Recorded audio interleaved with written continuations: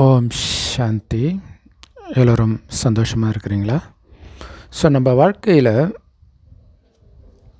நமக்கு ஒரு சிலர் கொடுக்குற துக்கம், நாம் கடந்த காலத்தில் பிறருக்கு நாம் கொடுத்த துக்கத்தை ஞாபகப்படுத்தும். அப்போ தான் நமக்கு தெரியுமே இன்னொருத்தர் பயங்கர துக்கத்தை நம்முடைய காரியத்தினால் அனுபவித்தாங்க அப்படின்ட்டு. ஏன்னா அந்த துக்கத்தை கொடுக்கும்போது உங்களுக்கு அது ஒரு துக்கத்தை நாம் கொடுக்குறோம் அப்படிங்கிறது தெரியாது. ஒரு விதத்தில் அதை உணர வைக்கிறதுக்காகத்தான் இதே மாதிரி சம்பவம் இன்னொருத்தர் மூலமாக நமக்கு நடக்குது. ஸோ அந்த வலியை உணரும்போது தான் அவர்களுடைய வலி நமக்கு தெரிஞ்சு அவங்களுக்கு மனதார நம்ம சாரி கூட கேட்போம். ஆக்சுவலாக நம்ம துக்கத்தின் உச்சத்தில் இருக்கும்போது ஒரு சின்ன துக்கத்தை கூட நம்மளால் தாங்க முடியாது. அந்த மாதிரி துக்கத்தின் உச்சத்தில் இருக்கும் பொழுது நீங்கள் இந்தந்த காரியத்தை செஞ்சீங்க அப்படின்னு யாராவது படம் பிடிச்சி காட்டினாங்கன்னு வச்சுக்கோங்களேன், அப்போ நம்ம துடிப்போம், எவ்வளோ பெரிய பாவத்தை நம்ம செஞ்சோம். ஸோ அதுதான் உண்மையிலே நாம் இறக்கும் பொழுது நடக்கும். ஸோ அது நிறைய பிரபலங்கள்லாம் கூட சொல்லியிருக்கிறாங்க. டாம் க்ரூஸ்ன்னு நினைக்கிறேன், டாம் க்ரூஸோ யாரோ ஒருத்தவங்க ஓப்ரா வின்ஃப்ரே ஷோவில் சொன்னாங்க, டைட்டானிக் ஹீரோன்னு நினைக்கிறேன், மேலே அது பேர் ஒரு ஏரோப்ளேன் மாதிரியே ரெக்கை இருக்கும், அதை பிடிச்சிக்கிட்டே அப்படியே ஓடி அப்படியே பறந்துக்கிட்டே வருவாங்க. ஸோ அது ஏதோ ரோப் அருந்து விழுந்துட்டாங்க. அது விழும்போது கடகடகடகடன்னு இந்த ஜென்மத்தில் சின்ன வயசுலேருந்து செஞ்ச தப்பெல்லாம் அப்படி ஃப்ளாஷ் ஆச்சு அப்படின்னு சொன்னார்.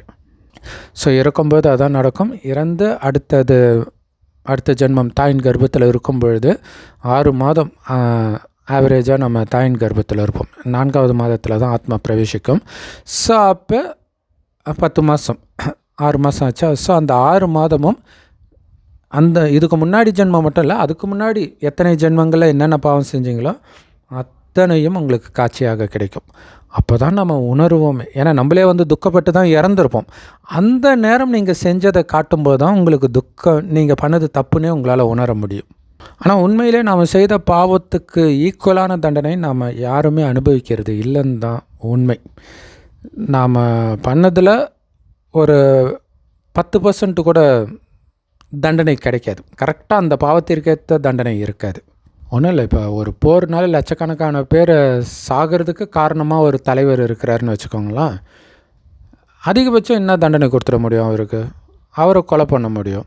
ஆனால் அவர் கொலை பண்ணது லட்சக்கணக்கான பேரை. லட்சக்கணக்கான உயிருக்கு ஒரு உயிர் எப்படி சமமாக முடியும்? ஸோ எவ்வளோ பெரிய பாவம் செய்தாலும் அந்த நேரம் அவர்களுக்கு அது பாவம்னே தெரியாது. ஸோ நிறைய ஆபாச பட நடிகைகள் நடித்தவங்கெல்லாம் கூட அதுதான் சொல்கிறாங்க இல்லையா. ஆக்சுவலாக அவங்க தெரியும் அப்படின்னு ஸ்லைட்டாக கூட சொல்கிறாங்க. பட் இருந்தாலும் அதை நியாயப்படுத்திக்குவாங்க. அப்புறம் எனக்கு வாய்ப்பு கிடைக்கல, என்ன பண்ணுறது, நான் பத்தினியாக இருக்கிறதுனால எனக்கு என்ன அவார்டாக கொடுக்க போகிறாங்க அப்படியெல்லாம் ஒரு நடிகை சொன்னாங்க. கடைசியில் அவங்க பயங்கரமாக கேன்சரில் துடிச்சு இறந்தாங்க. ஸோ இது எல்லோருக்குமே பொருந்தும். அது எத்தனை பேரை பாதிக்குது இல்லை. இன்றைக்கி நிறைய வல்லரசு நாடுகளில் இன்னொரு நாட்டின் மீது போர் தொடுக்கும்போது எத்தனை பேர் இறக்குறாங்க. மிகப்பெரிய பாவம்தான். ஆனால் அந்த நேரம் அவங்களால அதை உணர முடியாது.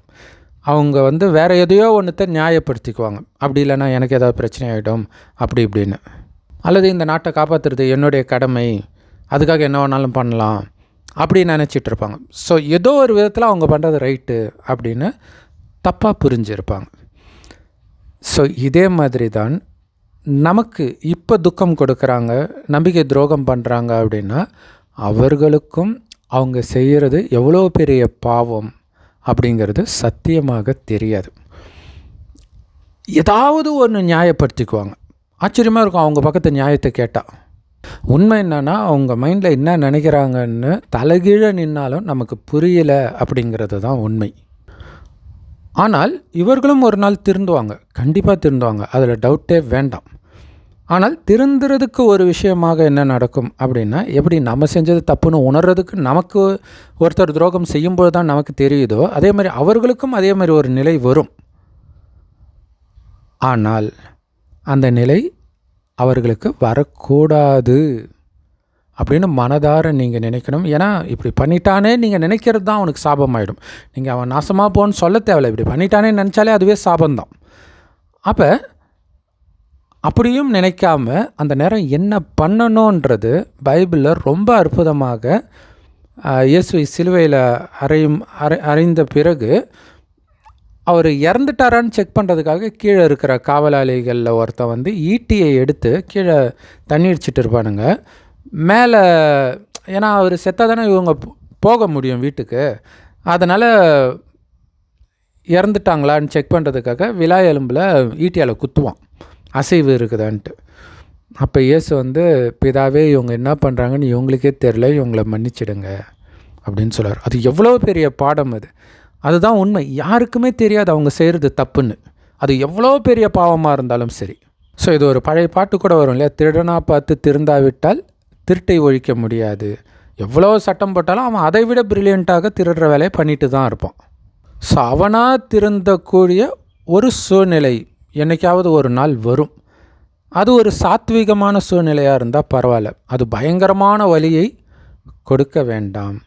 அதற்கு என்னுடைய சாபம் காரணமாக இருக்கக்கூடாது. அவரை மன்னிச்சிடுன்றதுலே அவனுடைய மனம் மாறுவதற்கு தேவையான ஒரு நல்ல சூழ்நிலை அவனுக்கு வரட்டும் அப்படின்னு நாம் நினைக்கிறோம் அப்படின்னு அர்த்தம். சும்மா இருக்கிறவனை வாழ்க வளமுடன்னு சொல்கிறது பெரிய விஷயம் கிடையாது. உங்கள் வாழ்க்கையை சீரழித்த ஒருத்தனை வாழ்க வளமுடன் மனதார நீங்கள் சொல்கிறது தான் பெரிய விஷயம். ஸோ இது பைபிளில் வந்து சூப்பராக இருக்கும் இந்த வாசகம். என்னென்னா, உன்னை பிதா மன்னிப்பதை போல் நீ உன் சகோதரனை மன்னி. ஏன்னா இங்கே யாருமே பாவிகள் இல்லாதவர்கள் இருக்க வாய்ப்பே கிடையாது. அப்படி இருந்தால் இதுக்கு பேர் கலியுகம் கிடையாது. கலியுகம்னாலே பாவிகள் நிரம்பியவர்கள் தான். பல ஜென்மமாக பாவம் செஞ்சுருக்கிறோம். இந்த ஜென்மத்தில் தான் அதிகமாக பாவம் செஞ்சுட்டு இருக்கிறோம். நான் என்ன பாவம் செஞ்சேன் அப்படின்னு கேட்குறவங்களுக்கு என்ன அர்த்தம்னா, அவங்க செய்கிறது பாவம்னே அவங்களுக்கு தெரியலன்னு அர்த்தம். கரிமீன் சாப்பிட்றதுலேருந்து காமம், இச்சையாக பார்க்குறது எல்லாமே.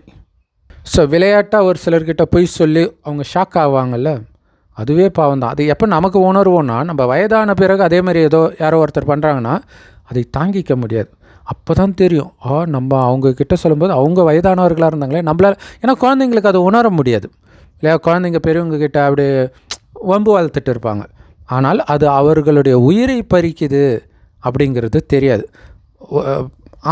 அவங்களுக்கும் வந்து அதை பக்குவமாக எடுத்து சொல்லியிருக்க மாட்டாங்க. சொன்னால் மேபி மாறலாம். அதுக்கு பதிலாக அவங்க இன்னும் கத்துறாங்க அப்படின்னும்போது இன்னும் அவங்களுடைய உயிர் அதிவேகமாக அவங்கள விட்டு பிரியுது. ஸோ அப்போ எனக்கு ஒரு துக்கம் வருதுனாலே நான் ஏதோ ஒரு பாவம் செஞ்சுருக்கிறேன் அப்படிங்கிறது உணர்றதுக்காக தான் வருது இல்லையா. ஒருத்தவங்க பண்ணுறாங்கனாலே இதே பாவத்தை நான் செஞ்சுருக்கிறேன் அப்படின்னு.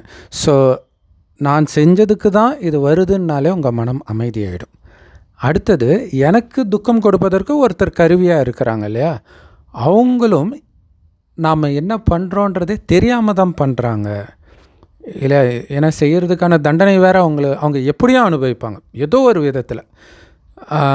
ஸோ இது தெரியாமலே பண்ணுறாங்களே. இன்னொன்று, அவங்களுக்கு அது தெரியாது அந்த நேரம் அது தப்புன்னு. ஸோ தெரியாமல் தான் பண்ணாங்க அப்படின்னு நினைக்கும்போது இன்னும் உங்கள் மனம் அமைதியாகிடும். ஸோ அப்போ தண்டனை அனுபவிக்கிறது ஒரு வழி. அந்த நேரத்தில் அவன் இப்படி பண்ணிட்டானே, அதாவது நான் எதுவும் பண்ணாமல் இருக்கும்போது பண்ணிட்டானேன்னும் போது இன்னும் வலி. அவன் வேணும்னே பண்ணானேன் போது இன்னும் வலி அதிகப்படுத்திக்கிறீங்க.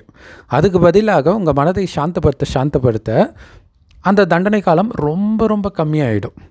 ஆனால் நீங்கள் அதை நினச்சி உங்களுக்கு தண்டனையை நீங்களே அதிகப்படுத்திக்குவீங்க. உங்களுடைய உடம்பு, ஆயுள் எல்லாமே குறைஞ்சிக்கிட்டே வரும். அதற்கு பதிலாக அவர்களுடைய நினைவு வரும்போதெல்லாம் அவங்க நல்லா இருக்கணும், தன்னுடைய தவறை உணரணும் சீக்கிரமாக அப்படின்னு நீங்கள் அந்த தாயன்போடு நினைக்க இதோடைய பலன் அவங்களுக்கும் போகும். இந்த குணம் உங்களுக்கு எதிர்காலத்தில் மிக உயர்ந்த வாழ்க்கையை கொடுக்கும். ஓம் சாந்தி. தேங்க்ஸ் ஃபார் வாட்சிங். அது மட்டும் கிடையாது, அந்த ஒரு துக்கம், ஒரு நம்பிக்கை துரோகம், அதனால் உங்கள்கிட்டேருந்து ஒன்று அபகரிக்கப்படுதுன்னா அதன் மூலமாக உங்களுக்கு நன்மை இருக்கும். அதுதான் ஆச்சரியம். அதை நீங்கள் எதிர்க்காமல் மட்டும் இருக்கணும். இல்லை அது என்னது தானே, அதை பிடிக்கணும், கோர்ட்டு கேஸு அல்லது அடியால் அப்படி இப்படின்னு போக உங்களுக்கு எவ்வளோ பாவம் செஞ்சீங்களோ தெரியாது. எதிர்க்க அது தண்டனை அதிகமாகிட்டே இருக்கும். எப்படியும் உங்கள் ஆயுள் குறைய தான் போகுது. இயேசு சொல்லியிருப்பார், அதாவது இந்த உலகத்தையே தன்னுடைய ஆஸ்தியாக அடைந்த ஒருவனுக்கு ஆயுள் இழந்த பிறகு அவனுக்கு என்ன லாபம் அப்படின்னு. ஸோ இதை யாருமே யோசிக்கிறது இல்லைல்ல. இருக்க போகிறது கொஞ்ச நாள் தான். எல்லாத்தையும் எடுத்துக்கிட்டு என்ன பண்ண போகிறான். ஆனால் ஆயுள் குறைந்த பிறகு மறுபடியும் பிறப்பான் பார்த்தீங்களா. அப்போ அவன் இப்போ அபகரித்தது எதுவும் அவன் கூட வராது. அதுக்கு பதிலாக இந்த பாவத்துக்கு இன்னும் கீழான நிலை அடுத்த ஜென்மத்தில் அவனுக்கு கிடைக்கும். ஸோ மிகப்பெரிய தண்டனையை அவனே உருவாக்கிக்கிற மாதிரி ஆகிடும். ஓம் சாந்தி.